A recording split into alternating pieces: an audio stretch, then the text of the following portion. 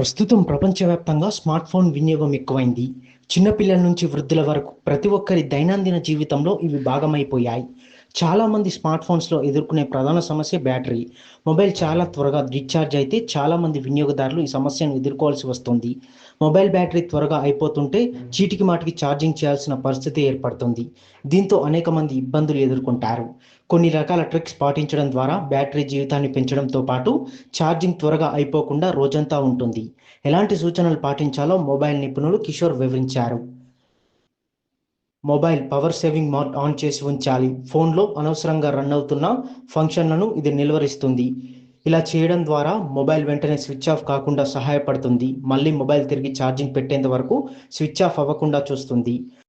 అందరూ స్మార్ట్ ఫోన్తో అందరూ ఇబ్బంది పడే ఒకే ఒక విషయం బ్యాటరీ.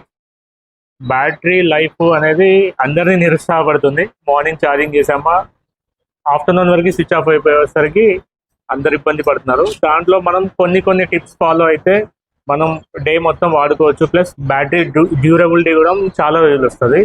దాంట్లో ముందుగా ఏంటంటే మనం పవర్ సేవింగ్ మోడ్ యూజ్ చేయాలి. అందరూ maximum power saving mode use చేస్తే ఏంటంటే మనకు బ్యాటరీ డ్యూరబిలిటీ ఎక్కువ వస్తుంది. బ్యాటరీ బ్యాకప్ కూడా ఎక్కువ రావడానికి ఛాన్స్ ఉంటుంది.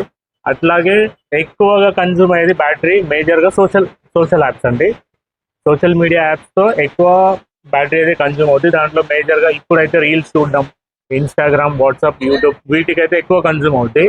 వీటికి మనం అవసరం లేనప్పుడు నార్మల్ బ్యాక్గ్రౌండ్ యాప్లో రిమూవ్ చేసేస్తే సరిపోద్దండి. అవి యూజ్ చేయకుంటే మనకు బ్యాటరీ డ్యూరబిలిటీ అనేది చాలా ఎక్కువ వస్తుంది. అట్లాగే స్క్రీన్ రెజల్యూషన్ కూడా ఏంటంటే ఆటోలో పెట్టుకోవాలి. ఆటోలో పెట్టుకుంటే ఏంటంటే మనకు బ్యాటరీ ఆప్టమైజ్ అవుతూ ఉంటుంది అన్నమాట. అలా చేయడం వల్ల కూడా మనకు బ్యాటరీ అనేది డ్యూరబిలిటీ కొంచెం ఎక్కువ వస్తుంది. చిన్న టిప్స్ వాడితే ఏంటంటే మన బ్యాటరీ హెల్త్ బాగుంటుంది. ప్లస్ లాంగ్ రన్ యూజ్ చేసుకోవచ్చు. ఎట్టి పరిస్థితుల్లో కంపెనీ చార్జర్స్ కాకుండా నార్మల్ చార్జర్స్ యూజ్ చేయకూడదండి. నార్మల్ చార్జర్స్ యూజ్ చేయడం వల్ల కూడా బ్యాటరీ పైన ఇంపాక్ట్ పడుతుంది. ఒరిజినల్ చార్జర్ కంపెనీ చార్జర్సే వాడాలి మాక్సిమం. నావిగేషన్ యాప్లు నోటిఫికేషన్లు ఆఫ్ చేసి ఉంచాలి. నావిగేషన్ యాప్లు నోటిఫికేషన్లు బ్యాక్గ్రౌండ్ లొకేషన్ ట్రాకింగ్లు బ్యాటరీ త్వరగా అయిపోయేలా చేస్తాయి. అవసరం లేనప్పుడు జీపీఎస్ ఆధారిత నావిగేషన్లు ఆఫ్ చేయాలి. అలాగే యాక్టివ్ నోటిఫికేషన్ల సంఖ్యను పరిమితం చేసుకోవాలి.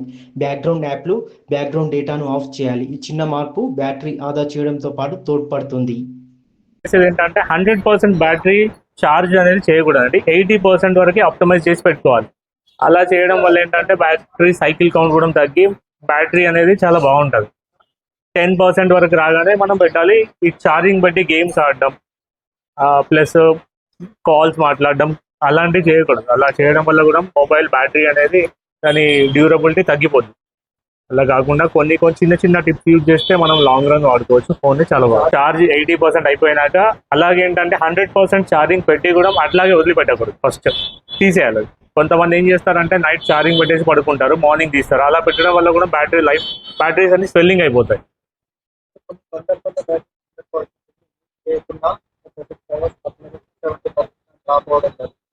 అది యాక్చువల్లీ ఏంటంటే మొబైల్లో హార్డ్వేర్ ఇష్యూ ఉంటే అలా అవుతుందండి. వాటర్ డ్యామేజ్ అట్లాంటివి అవుతాయి కదా. అలా అయినప్పుడు మనకు అట్లాంటి ప్రాబ్లమ్స్ వస్తూ ఉంటాయి అన్నమాట. అది మనం మొబైల్ ఛార్జింగ్ పెట్టేసి డేటా ఆన్ చేసి పెట్టామనుకోండి, ఒక 10% కన్నా తగ్గింది అనుకోండి, ప్రాబ్లం ఏమి ఉండదు. అంతకన్నా ఒక 20-30% తగ్గింది అంటే అది మొబైల్లో హార్డ్వేర్ ఇష్యూ. మీరు దగ్గరలో ఉన్న హార్డ్వేర్ షాప్కి వెళ్ళేసి మంచి టెక్నీషియన్తో చెక్ చేయించుకుంటే సరిపోతుంది. అది అలాగే పెట్టడం వల్ల మొబైల్ డెడ్ అయ్యే ఛాన్స్ కూడా ఉంటుంది.